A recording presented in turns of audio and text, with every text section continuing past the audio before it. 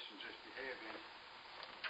We've had a big positive development in our case against North Carolina, which occurred on Friday, where the Solicitor General of the United States filed a brief agreeing with the position taken by the state of South Carolina on the question of whether the city of Charlotte and the Catawba River Supply Project ought to be allowed to intervene in the case.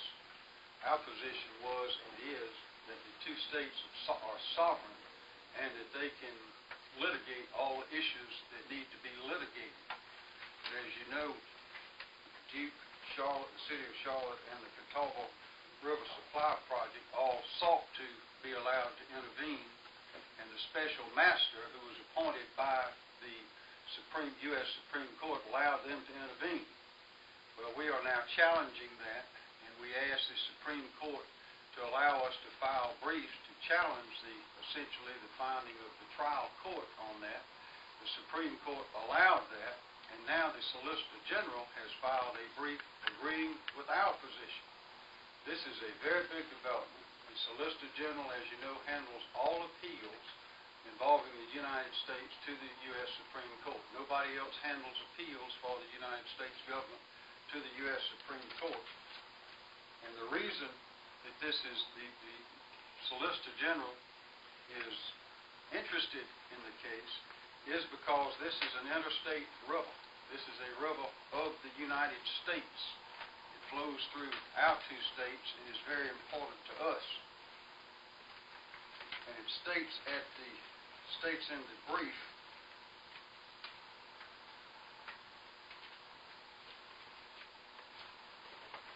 the following. The United States administers numerous water projects and represents sovereign interests of the United States and various Indian tribes in interstate litigation, including equitable apportionment actions. So this brief we think is very helpful, and we hope that it will result in the U.S. Supreme Court reversing the action by the master, that is the trial judge, who allowed these people these entities to intervene. Now, the reason this is important is because the more entities that get involved in this case, the more expensive it becomes. And we've been going to meet with the House and Senate committees on the budget, and we're asking for additional funds to pay for the research, the experts, and we have to have experts in hydrology and geology and those that forecast the growth and the competitive natures of the two states, all of that, as well as attorney's fees. And it is an expensive case, but it is an enormously important case.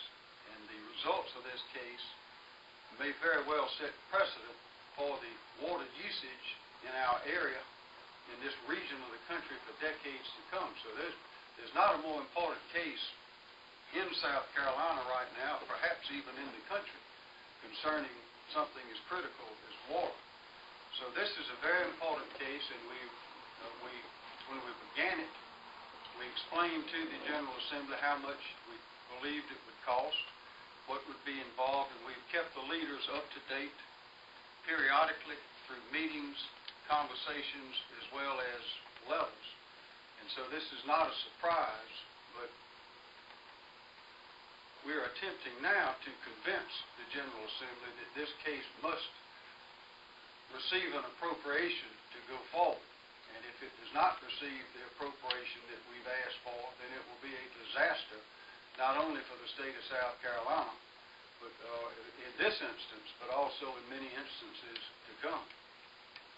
Now, this is the issue. The state of North Carolina has said that in their position, although not in words, that they can take as much water out of the rivers coming into South Carolina as they want to, with no regard for the needs of the business, industry, recreation, agriculture, environment, and everything else in South Carolina. And if they can do that on the Catawba, then they can also do it on the Yadkin, which flows into the PD, and on any other roads. And if they can do it, so can the state of Georgia on the Savannah Road. And we know that Savannah already has been, Atlanta has already been considering a pipeline to the Savannah River, very similar to the one from Kannapolis and Concord, North Carolina, to the Catawba River. We also know we have shortages in Beaufort County. We have shortages in Hilton Head. We have wells around the Marine base that are drying up where salt water is intruding into the groundwater there.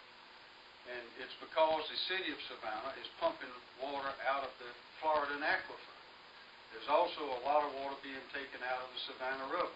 And as I mentioned, if the city of Atlanta starts taking water out in an interbasin transfer, using the water, recycling it, cleaning it, and then putting it in another basin, then the flow in the Savannah will go down. Now, when the flow in a river goes down, it affects everything that touches the river. You've seen industries that have water intake pipes extending into the river. Well, if the water flows, if the flow of the water is below the level of the pipe, then they can't get water. Also, waste materials, treated water, is discharged into the river. If the flow of the river goes down, then that reduces the amount of effluent that can be put into the river, which means plants and businesses along the river may have to shut down. Recently, there were a number of them that were right on the border of shutting down. In the drought in Florence a few years ago, in the PD, there were many pipes that were sticking out along that river right in the air, and there were many industries that thought they were literally going to have to shut down. Now, that's just industry. You also have other businesses as well as agriculture and everything else that depends on these rivers. So this is a very important issue. As you know, the U.S. Supreme Court has taken in its entire existence only 138 cases in its original jurisdiction, and this is the 138th case. It is recognized as being an enormous issue, the most important issue, particularly for us here in the Southeast. We're pleased that the Supreme Court has taken the case. We are pleased that the Solicitor General has seen the importance of the case. We only hope that the South Carolina legislature understands the importance of the case and provides the appropriation necessary for us to continue to